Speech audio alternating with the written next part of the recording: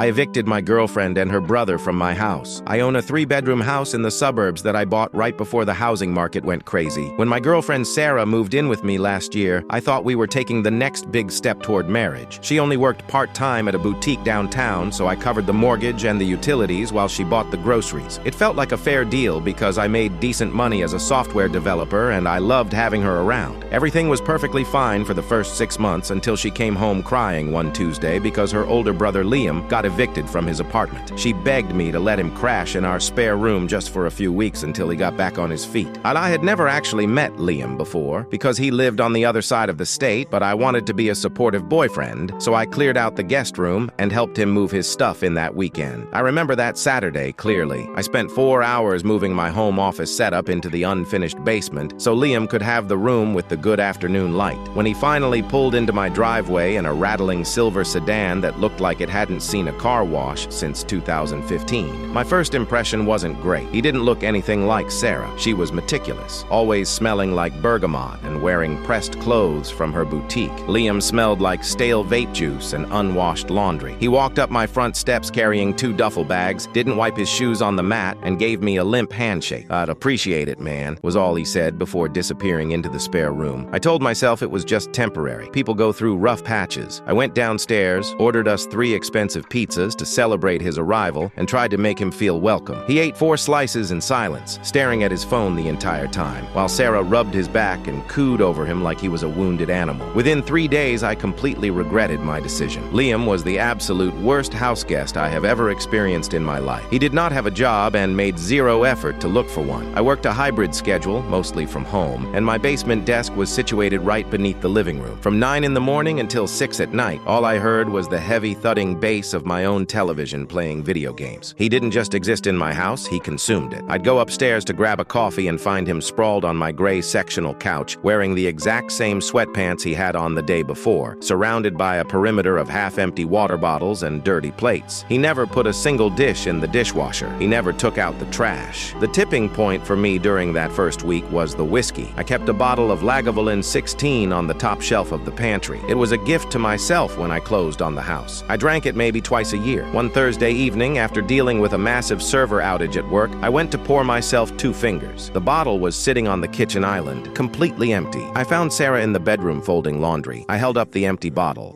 Did Liam drink this?" She barely looked up from the shirts. "He's going through a really hard time right now. He just needed to take the edge off. Don't make a big deal out of it. It's a $100 bottle of scotch, Sarah. He couldn't have grabbed a beer from the fridge." Whenever I tried to bring it up to Sarah, she would get extremely defensive and tell me that I lacked empathy. She stood up, her face flushing red, and pointed a finger at me. "He is depressed. Do you know what it's like to lose everything? To get thrown out of your apartment? He needs family support right now, and you're in here hyperventilating over alcohol. It's just stuff." She said he was depressed and needed family support, and she made me feel like a monster for caring about my house being treated like a landfill. I actually apologized to her. I let her convince me that I was being materialistic and rigid. The strangest part was how she treated him. I know siblings can be close, but she would literally drop whatever she was doing to make his favorite meals from scratch, and she even started doing his laundry for him. I'd be sitting at the kitchen island eating a bowl of cereal before logging on to work, and Sarah would be at the stove at 8 in the morning, whisking eggs and frying bacon. She never made me breakfast. She'd plate it up on my good ceramic dishes, carry it out to the living room, and set it on the coffee table right in front of him so he wouldn't have to pause his game. I'd watch her pick up his dirty socks from the floor. I watched her buy specific brands of body wash and snacks just for him with the grocery money she had only because I was floating her entire existence in my house. I brushed it off as her just being overly maternal, but the whole dynamic made my skin crawl. There was an intimacy to it that felt suffocating. They spoke in hushed tones when I walked into a room. The conversation would just stop. They'd look at each other, look at me, and wait for me to leave. Things escalated when my belongings started disappearing. It started small, like a $20 bill missing from my wallet when I left it on the kitchen counter. I had gotten it as a cash tip from a buddy I helped move some furniture for. I specifically remembered leaving it tucked halfway out of the leather fold. I came downstairs the next morning and the wallet was closed. The 20 was gone. I asked Sarah if she grabbed it for coffee. She said no. I asked Liam if he saw it. He didn't even look away from the TV screen. Then a pair of designer sunglasses vanished from the entryway table. They were Ray-Ban aviators, the ones with the polarized lenses. I always kept them in the wooden catch-all bowl by the front door. I tore my car apart looking for them. I tore the coat closet apart. Nothing. I confronted Liam about it, but he played dumb. I stood between him and the television screen one afternoon afternoon and demanded to know if he'd seen my sunglasses. He sighed, paused the game, and looked at me with this incredibly smug, dead-eyed expression. "I don't wear sunglasses, bro. Why would I take your cheap shades?" Sarah came rushing out of the hallway bathroom. She completely lost her mind. She started screaming and crying, saying that I was calling her family a bunch of criminals and that I was trying to drive a wedge between them. "You have been looking for a reason to hate him since he got here," she yelled, her face wet with tears. "First you complain about him existing in the living room, then you complain about a stupid bottle of liquor, and now you're accusing him of stealing from you? Are you insane?" She grabbed a decorative pillow from the armchair and threw it at the floor. She threatened to pack her bags and leave if I ever accused him again. "I will not stay in a house where my own flesh and blood is treated like a common thief. If he goes, I go." I looked at her standing there, shaking with anger, and I felt my stomach drop. I loved her. We had talked about getting a dog, and we had talked about putting a ring on her finger by Christmas. I thought about the empty house, the quiet, and I panicked. I backed down and apologized because I really loved her and thought maybe I was just being paranoid. I told myself I probably left the sunglasses at a restaurant. I told myself I spent the $20 at a drive-thru and just forgot. I was actively gaslighting myself to keep the peace in my own home. But a week later, I went into my closet to get the vintage Rolex that my grandfather left me before he died because I wanted to wear it to a work dinner. It was a Thursday. The dinner was with my company's regional director. I put on my navy suit, buttoned my crisp white shirt, and walked into the walk-in closet in the master bedroom. I kept the watch in a heavy mahogany box on the very top shelf and hidden behind a stack of thick winter sweaters. It wasn't something I wore every day. It was a 1978 Submariner. It still had the original dial. It was the only physical thing I had left of the man who taught me how to ride a bike and fish. I reached up, moved the sweaters aside, and pulled the wooden box down. It felt too light. I flipped the brass latch and opened the lid. The watch box was completely empty. I stood there in the closet for a full minute, just staring at the indented black velvet cushion where the heavy steel used to sit. The air in the closet felt incredibly thin. I didn't yell. I didn't throw the box. My chest just tightened, and this cold, absolute clarity washed over me. I did not say a single word to either of them. I just closed the closet door and went to work, but my blood was absolutely boiling. I walked out to the living room, grabbed my car keys, kissed Sarah on the cheek, and told her I'd be home late from the dinner. She smiled, told me to have fun, and went right back to massaging Liam's shoulders on the couch. I sat through that entire work dinner eating a $50 steak I couldn't taste, smiling at jokes I didn't hear. I knew for a fact that Liam took it, but I needed concrete proof before Sarah could gaslight me again. If I walked in there and accused him without evidence, she would just pack her bags, take the watch, and disappear. I needed to trap them. On my lunch break the next day, I drove to an electronics store and bought a hidden camera that looked exactly like a standard phone charger. It cost me $45. It was a black, unassuming little block that plugged straight into a wall outlet, though with a microscopic lens hidden right above the USB port. It connected to the Wi-Fi and streamed directly to an app on my phone. I sneaked back into the house the next morning after they thought I left for work and plugged it into the wall outlet facing the living room sofa. It was a Saturday morning. I had told Sarah I needed to go into the office for an emergency deployment. I grabbed my laptop bag, walked out the front door, let it slam shut, and waited on the porch for 3 minutes. Then I quietly unlocked the door, slipped inside, and walked over to the console table facing the sectional. I swapped out an actual phone charger for the camera, plugged it in, and checked the angle on my phone. Perfect view of the couch. I slipped back out and drove to my actual office, which was completely empty on the weekend. So I went to the office and sat at my desk waiting for the camera app on my phone to alert me to any motion. The silence in the empty commercial building was deafening. Every time a car drove by outside, I jumped. I just stared at my monitor, mindlessly clicking through lines of code, waiting. Around noon, I got a notification and opened the live feed on my phone screen. The image was surprisingly clear, high-definition 1080p. The microphone picked up the audio perfectly. I could hear the television playing some reality show in the background. What I saw, literally, made me drop my coffee mug all over my keyboard. The heavy ceramic mug hit the spacebar, shattering, sending dark roast coffee pooling under the keys. I didn't even flinch. I just stared at the screen. Sarah and Liam were sitting on the couch, but they were not watching television. They were making out passionately. Not a quick peck, not an accidental brush of the lips. I sat there in complete shock watching my girlfriend climb into her brother's lap. She wrapped her arms around his neck, burying her hands in his unwashed hair, kissing him deeply while his hands roamed all over her back and waist. My stomach violently turned. My brain short-circuited. For a split second, I genuinely thought I was watching some sick, twisted, incestuous nightmare. I felt physically sick. I pushed my chair back from the desk, my hands shaking so badly I could barely hold the phone. Then they started talking and my whole world collapsed. Sarah pulled back, breathless, and smiled at him.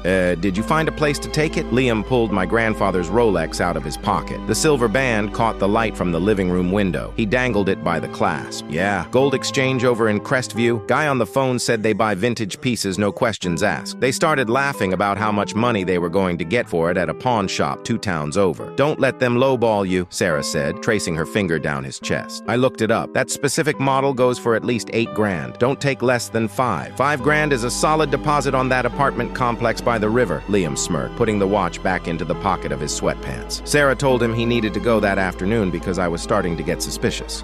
He was acting weird before he left this morning. He knows it's gone. You need to get out of here right now, make the sale, and hide the cash in your trunk. If he asks about the watch tonight, I'll just tell him he probably misplaced it during his dinner. Then she kissed him again and said, I cannot wait until we have enough money saved up to leave this idiot and get our own place, husband.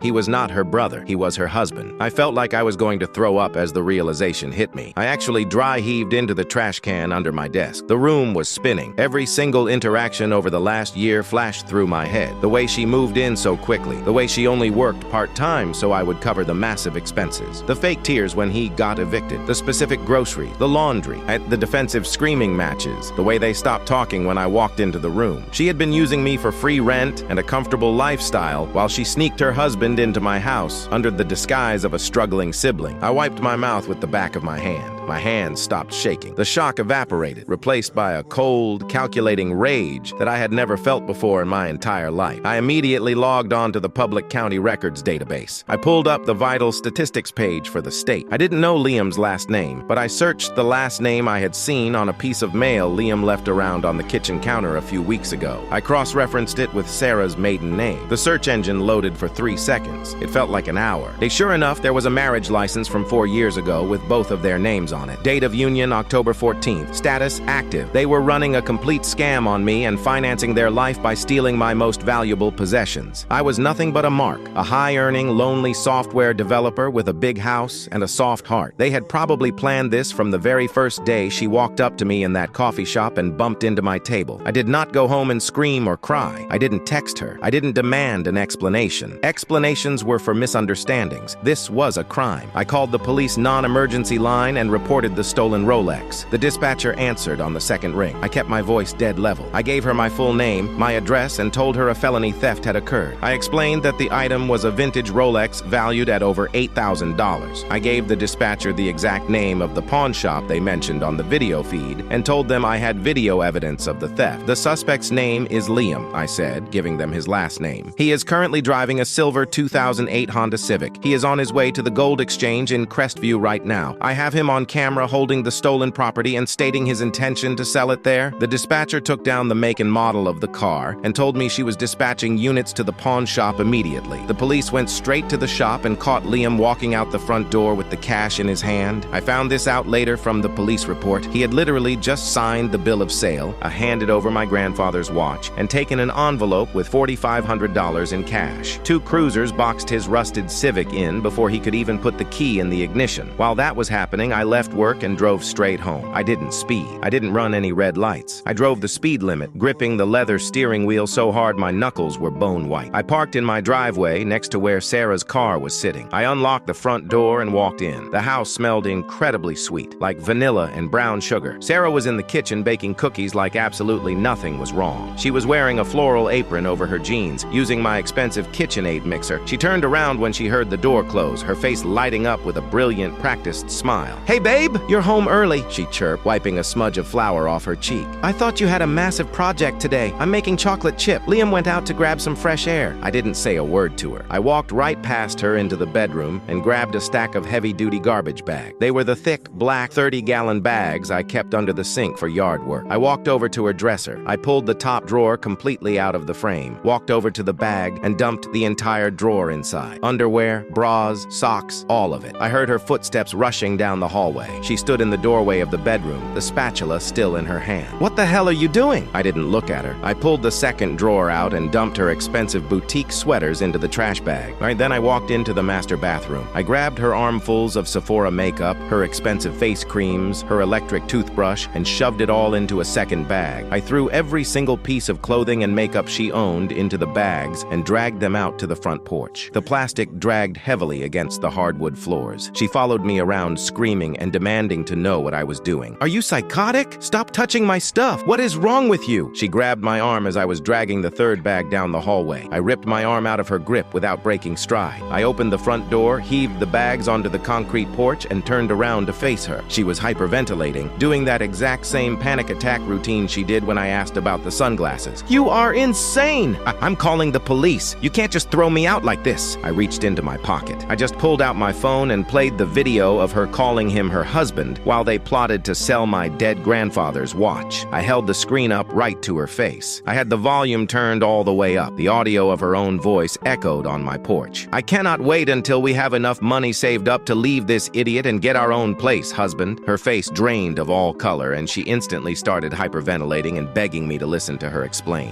The fake outrage vanished instantly. Her jaw literally dropped. She reached out for my phone, but I pulled it back. "Babe, wait, you don't understand," she stammered, the words tumbling out of her mouth. The sweet, innocent tone was gone. She sounded frantic. So she tried to say he forced her into the scam, but I just pointed to the street where a police cruiser was pulling up to my driveway. The black and white SUV rolled silently to a stop right behind her car. The lights weren't flashing, but the presence of the vehicle was enough to make her freeze completely. Two officers stepped out of the cruiser and started walking up my driveway, their hands resting near their duty belts. The officers walked up to the porch and told her that Liam was currently in custody for grand theft and that she was being arrested as an accessory to the crime. "Sarah," the taller officer said, stepping onto the porch, "turn around and place your hands behind your back." She looked at the officer, then looked back at me, her eyes wide with absolute terror. No, I didn't do anything. It was him. He took the watch." "We have video evidence of you conspiring to sell the stolen property, ma'am," the officer said calmly. He grabbed her wrist, spun her around, and the sharp click of the metal handcuffs echoed in the quiet suburban air. She screamed that I was ruining her life while the officer pushed her into the back of the cruiser, but I just smiled and told her to tell her husband I said hello. I watched the taillights of the police cruiser disappear around the corner of my street. The flashing red and blue lights reflected off the stop sign at the end of the block, and then they were gone. I stood on the porch for a few minutes, just breathing in the afternoon air. The plastic garbage bags full of her clothes were still sitting on the concrete. I didn't touch them. I went back inside and locked the door, and the house was dead quiet. The oven was still on. I walked into the kitchen, turned off the heat, and pulled out the baking sheet. The chocolate chip cookies were perfectly golden brown. I dumped the entire tray directly into the garbage can. The smell of vanilla and melting chocolate made my stomach churn. I opened all the windows on the first floor to air the house out. The next 48 hours were a masterclass in emotional detachment. I didn't allow myself to sit on the couch. I didn't sleep in the master bed. I slept on the floor of the spare bedroom upstairs with a single blanket. Monday morning, I called a local locksmith. A guy named Greg showed up in a white van and charged me $350 to drill out and replace every single lock on the property. Front door, back slider, garage access. While he was installing the new brass deadbolts, I was on the phone with my bank. I moved all my funds into a new checking account, canceled my credit cards, and ordered new ones. I had never given Sarah my PINs, but I had left my wallet on the counter enough times that I couldn't risk it. I took the day off work and went through my house room by room. It felt like a crime scene investigation. I found out exactly how much they had been taking from me. It wasn't just the watch and the cash. I went into the garage and realized my DeWalt power drill was gone. A high-end camping tent I kept in storage was missing. When I finally forced myself to go down into the basement where Liam had been staying, the stench of stale sweat and cheap weed almost knocked me over. Under his bed, I found a stack of pawn shop receipts shoved into an old shoebox. They had been fencing my belongings for months. A digital camera, a pair of silver cufflinks I hadn't worn in years, my spare gaming monitor. They had systematically cataloged my home and were selling it off piece by piece to fund their exit strategy. On Wednesday, I got a call from Detective Miller down at the precinct. He asked me to come in and formally identify my property. I drove down to the station on my lunch break. Miller was a tired-looking guy in a short-sleeve button-down shirt. He walked me back to an evidence room and slid a clear plastic bag across a metal table. Inside was my grandfather's Rolex. The stainless steel band looked dull under the fluorescent lights, but it was unharmed. "The gold exchange cooperated fully," Miller said, leaning against the wall. "Soon as our guys rolled up, the owner handed over the watch and the paperwork. We got the cash back from your boys' pockets, too." I signed the release forms to take my watch home. As I was putting it into my jacket pocket, Miller crossed his arms. "We ran their prints," he said. "This isn't their first rodeo. They've got a history in 2 other states: fraud, petty theft, passing bad checks. Usually they target older divorced guys. Move in fast, drain the accounts, disappear before anyone files a police report. You being in your 30s threw us off, but I guess a mark is a mark." I nodded. It made made perfect sense. I was a guy who worked from home, had no roommates, paid a mortgage, and wanted a family. I was a walking ATM with a blind spot for affection. They couldn't make bail.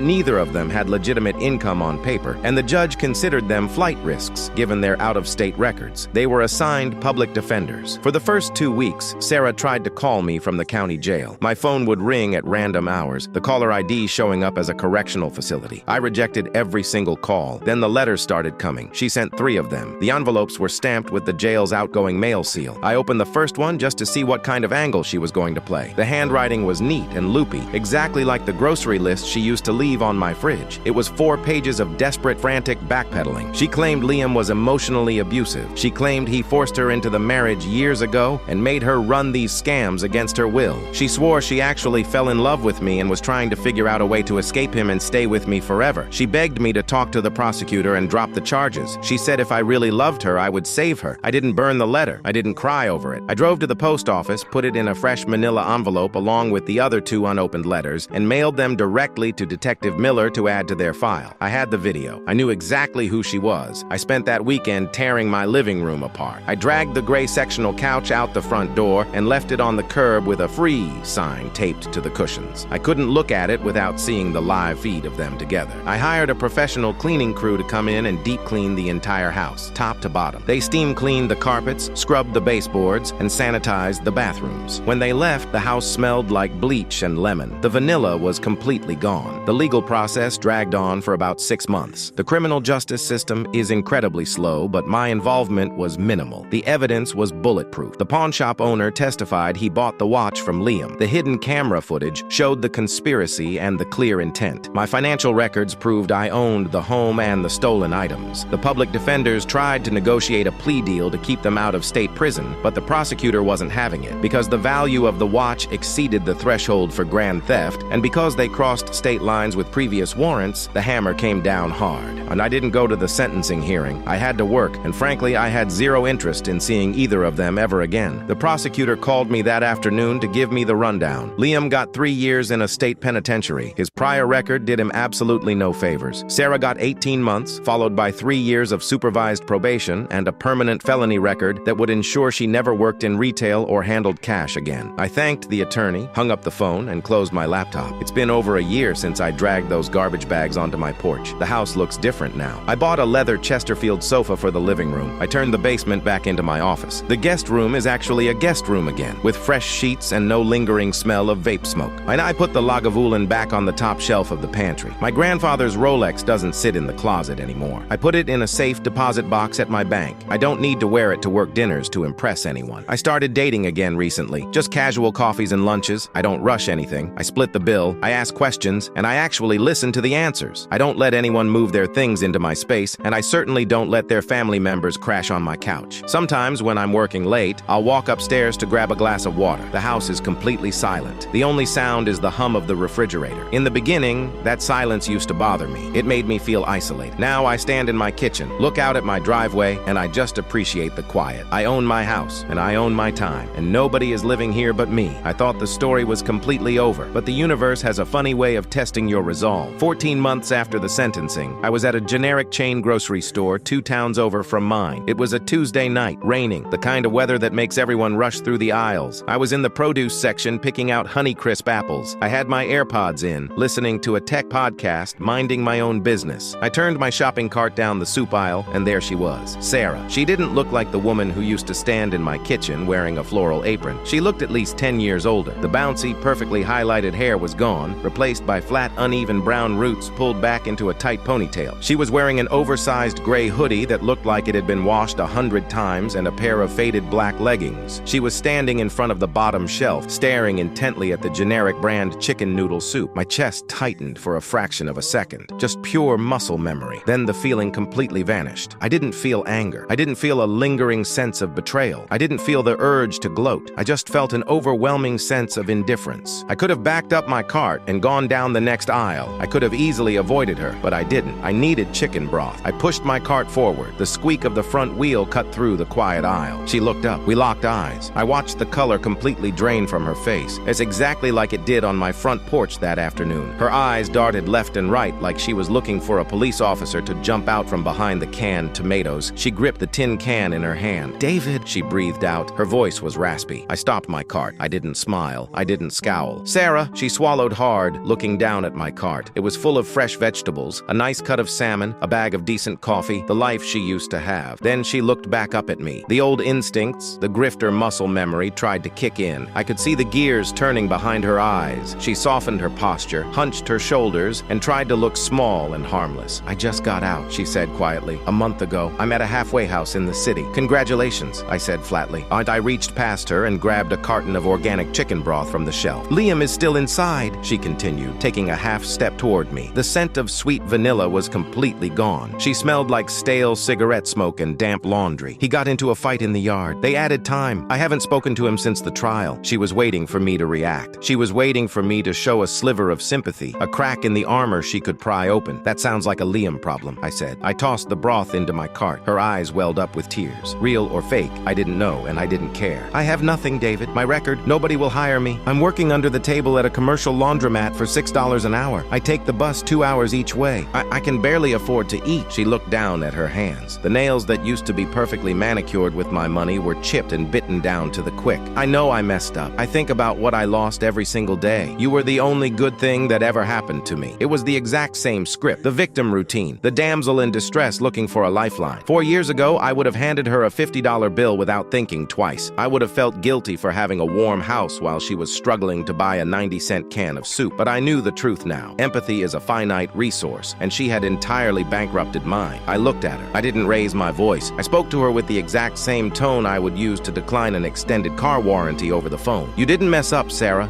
You executed a plan. It just failed." She flinched. The tears stopped immediately. The soft, helpless expression dropped, and for a split second I saw the real her. The hard, calculating woman who sat on my couch and called another man her husband while plotting to sell my dead grandfather's watch. Her jaw tight, the illusion completely shattered. "You're a cold bastard," she whispered. "I'm just a guy buying groceries," I said. I gripped the handle of my cart, walked around her, and headed toward the checkout lanes. I didn't look over my shoulder. I didn't check my rearview mirror when I walked out to my car in the rain. I drove home, pulled into my garage, and hit the button to watch the heavy door slide shut behind me. I carried my bags inside. I put the salmon in the fridge, put the coffee in the pantry, and locked the new brass deadbolt on my front door. I turned on the television in the living room, sat down on my new leather couch, and opened a cold beer. It was just a regular Tuesday night. Nothing was stolen, nothing was missing. Everything in the house was exactly where it belonged. 2 months after the grocery store incident, I got a notification on LinkedIn. It was a message request from an account with no profile picture. The name was Arthur Vance. The message was only 2 sentences long. "Are you the David who filed the police report against Sarah and Liam in state court last year? If so, please call me." He left a phone number with an area code from Western Pennsylvania. My first instinct was to delete it. I didn't want anything more to do with that chapter of my life, but curiosity is a hard thing to kill. I took my phone out to the back patio, sat in one of the new Adirondack chairs I'd bought for myself, and dialed the number. A man answered on the first ring. His voice sounded heavy, older. "Arthur speaking. This is David," I said. "You sent me a message on LinkedIn." I heard a sharp intake of breath on the other end of the line, followed by the sound of a chair squeaking. "Thank God," he said, his voice dropping in volume. "Thank you for calling. I found your name in the public court records. I've been searching for them for 3 years." Arthur was 58 years old. He was a widower. He managed a mid-sized logistics company outside of Pittsburgh. 4 years ago, he met a beautiful younger woman at a charity dinner. She was sweet, attentive, and told him she felt a deep connection to older men because she never had a father figure. Her name was Sarah. I sat there on my patio, watching the wind blow through the oak trees in my backyard, as Arthur told me my own story, just with different set dressing. They dated for 8 months. Then her brother Liam fell on hard times. An eviction, a bad string of luck. Arthur, wanting to be the provider, let Liam move into his finished basement. "They bled me dry, David," Arthur said. His voice cracked, the sound of a man who had lost his pride a long time ago. "It wasn't just cash from my wallet. They forged my signature on checks. They opened 3 credit cards in my name. By the time I caught them, they had maxed out $40,000 in debt and drained my late wife's emergency savings account. When I confronted her, she vanished. They both did. Just packed their bags in the middle of the night and drove off." "Did you go to the police?" I asked. "I tried," Arthur sighed. "But the credit cards, they claimed I authorized them as secondary users. The police said it was a civil matter." He said, she said. And honestly, I was so deeply ashamed. I was a respected businessman who got taken for a ride by a girl half my age. I didn't want my kids to know how stupid I was, so I ate the debt. I sold my house to cover the losses and moved into a condo. He had been obsessively checking arrest records records across state lines ever since. When he finally saw the conviction notice pop up in my state, he tracked down the court docket, found my name as the primary victim, and searched for me online. I just needed to know I wasn't crazy, Arthur said quietly. I needed to talk to someone who survived them, because sometimes late at night, I still catch myself wondering if any of it was real, if she ever actually cared about me, even for a minute, before the money got in the way. I closed my eyes. I thought about the text messages Sarah sent me from jail. I thought about her crying in the soup aisle, using the exact same tone she used to manipulate Arthur. I didn't soften the blow. People like Arthur and me, we don't need softening. We need the truth, because the lie is what almost killed us. None of it was real, Arthur, I said. My voice was steady. Not a single second of it. We were marks. She studied you the same way she studied me. She figured out what you were missing, and she mirrored it perfectly until she had access to your wallet. It wasn't love. It was a job. It was quiet on the phone for a long time. I could hear the faint sound of traffic through his receiver. You got lucky, son, Arthur finally said, and he sounded incredibly tired. You caught them before they could plant the hooks in the bone. I did, I agreed. I got very lucky. We talked for another 10 minutes. I told him about the hidden camera. I told him about the Rolex. He told me he was going to take the court records from my state to a lawyer in Pennsylvania to see if he could retroactively file fraud charges now that their pattern of behavior was legally documented. I told him I would gladly sign an affidavit or speak to his attorney if it helped put them away for longer. When we finally hung up, the sun was starting to set over my fence line. The sky was turning a dark, bruised purple. I stayed on the patio until it was completely dark. I thought about my grandfather. I thought about how angry I was when I realized the watch was gone. Now I realized that watch saved my life. Liam stealing it was the single greatest gift he could have ever given me. If he had waited a few more months, if they had played the long game and waited until there was a ring on her finger and my name on a joint bank account, I would be sitting in a condo right now, $50,000 in debt, wondering where it all went wrong. Instead, I stood up from the patio chair. I walked inside my house. The air conditioning was humming quietly. The floors were clean. The locks were secure. I walked into the kitchen, turned on the tap, and poured myself a glass of water. I drank it, put the glass in the dishwasher, and turned out the lights. And they took a lot of things from a lot of people, but they didn't take my home, and they didn't take my future. I locked the deadbolt, went upstairs, and slept through the night without waking up once. 7 months after my phone call with Arthur, the past came knocking one final time. It wasn't a text or a run-in at a grocery store. It was a heavy, cream-colored envelope from a law firm in Pittsburgh sent via certified mail. I had to sign for it at my front door on a Tuesday morning. Arthur had actually done it. He found a bulldog of an attorney who specialized in elder fraud. They had compiled enough evidence from his bank statements, credit card applications, and the forged checks to file a massive civil lawsuit against Sarah and Liam. More importantly,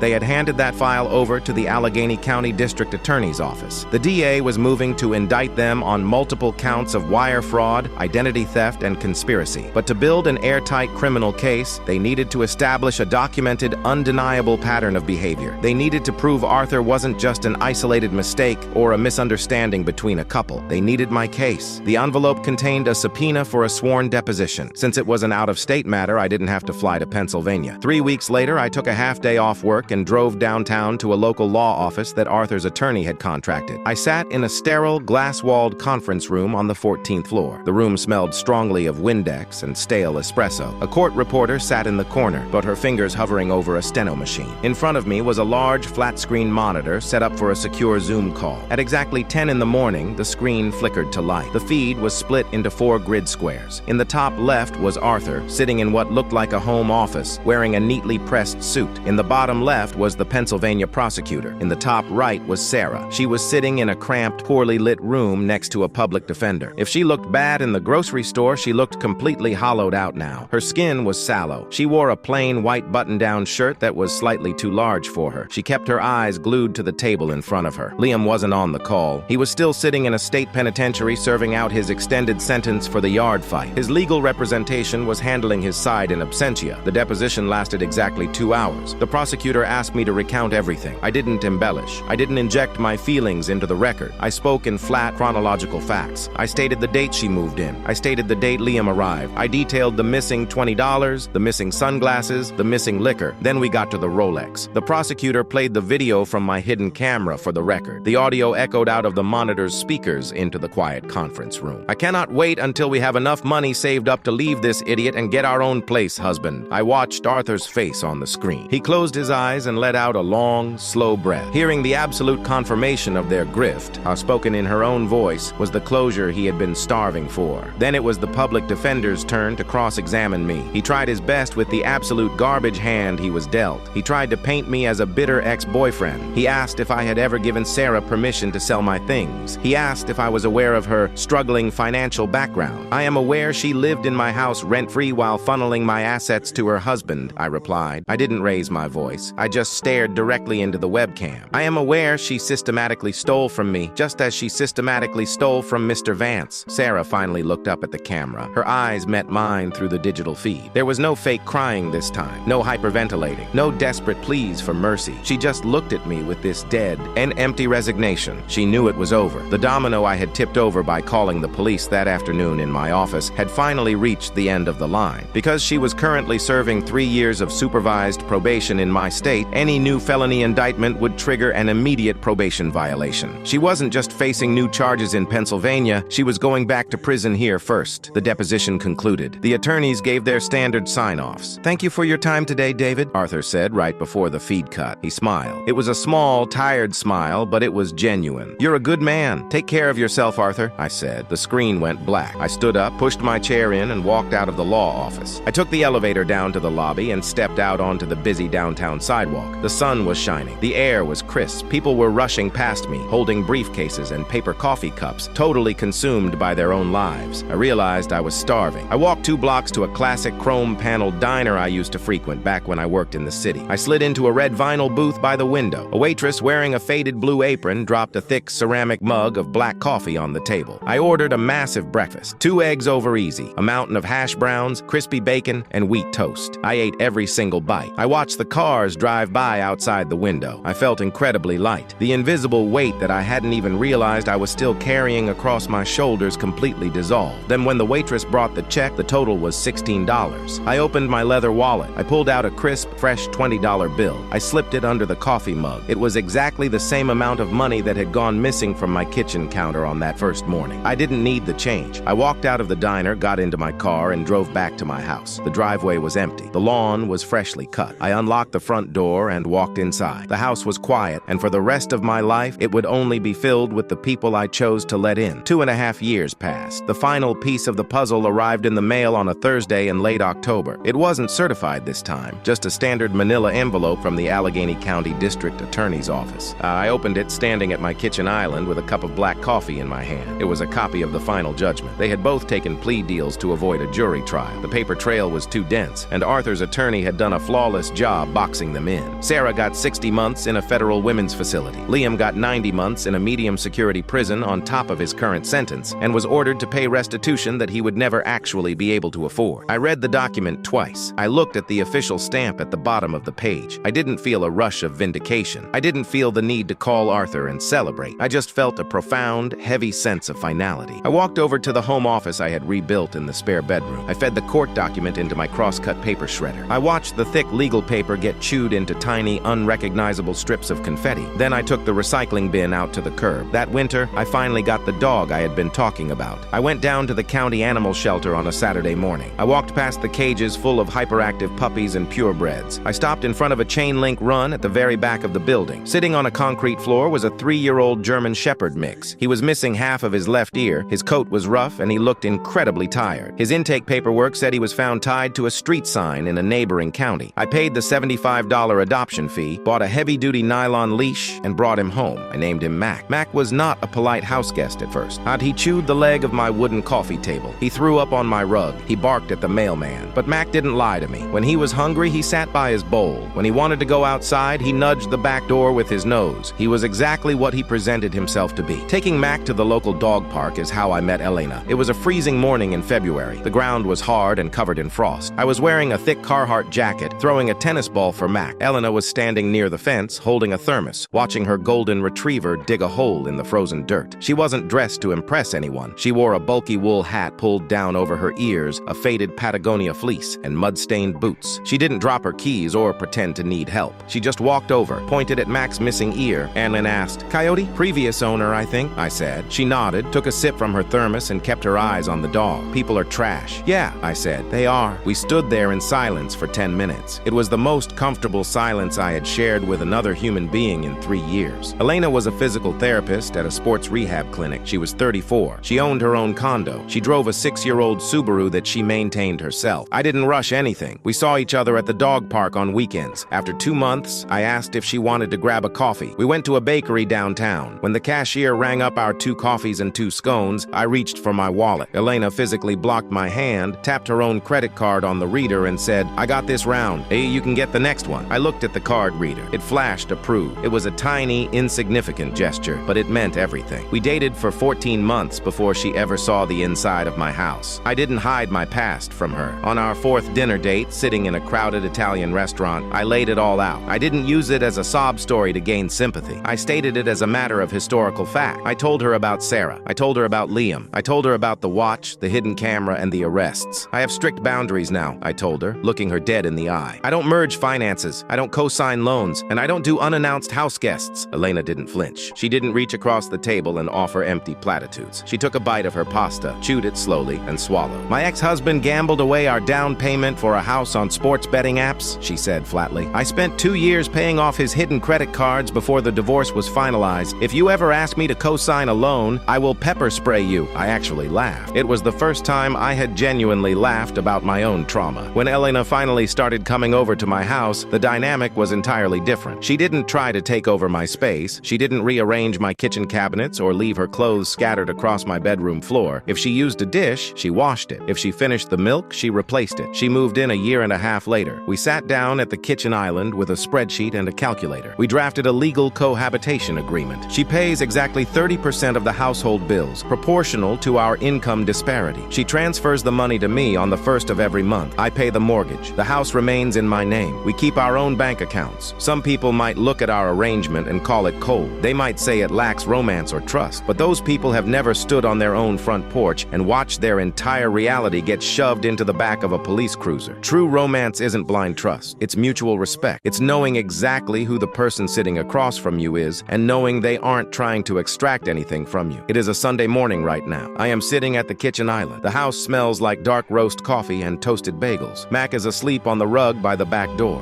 his legs twitching as he chases something in his dreams. Elena is sitting on the new leather couch in the living room, wearing a pair of old sweatpants, reading a hardcover biography of a historical figure I've never heard of. The television is off. The house is quiet. My grandfather's vintage Rolex is still sitting safely in a steel deposit box at the downtown Chase Bank branch. I go look at it twice a year, just to make sure it's there. I never wear it. I look around my living room. I look at the walls I painted, the floors I cleaned, the life I managed to salvage and rebuild. I don't think about Sarah or Liam anymore. They are just ghosts haunting a concrete cell in Pennsylvania. I don't wonder what they are doing. I don't care. Elena marks her page, closes her book, and looks over at me. Do you want to take the dog to the river trail today or just stay in?" "Let's just stay in," I tell her. She smiles. "Sounds good to me." I take a sip of my coffee. It's hot and it's bitter, and it's exactly the way I like it. Everything in this house is real. Everything in this house is paid for, and nobody is taking it away from me ever again. 6 months after that quiet Sunday morning, Elena and I decided to completely gut and remodel the basement. It had been functioning as my office again, but it still had the cheap fake wood laminate flooring from when I first bought the property. It was the same floor Liam had dragged his dirty sneakers across, the same floor he'd spilled stale beer on. We wanted to rip it all out, put down thick rubber matting, and build a proper home gym. It was a Saturday. Now we were both wearing old t-shirts, safety goggles, and N95 masks to block the dust. I had a heavy steel Stanley pry bar, and I was working my way around the perimeter of the room, snapping the baseboards off the drywall. Elena was behind me, hauling the broken pieces of trim up the stairs to a rented dumpster in the driveway. I reached the back corner of the basement near the small closet. I shoved the wedge of the pry bar behind the trim and pulled back. The wood snapped loudly, but something else moved with it. A 3-foot section of the laminate floor popped up, completely unattached to the subfloor. I paused. I wiped the sweat off my forehead with the back of my arm. I wedged the pry bar under the loose laminate plank and lifted it out of the way. There was a hollow space cut directly into the plywood subfloor,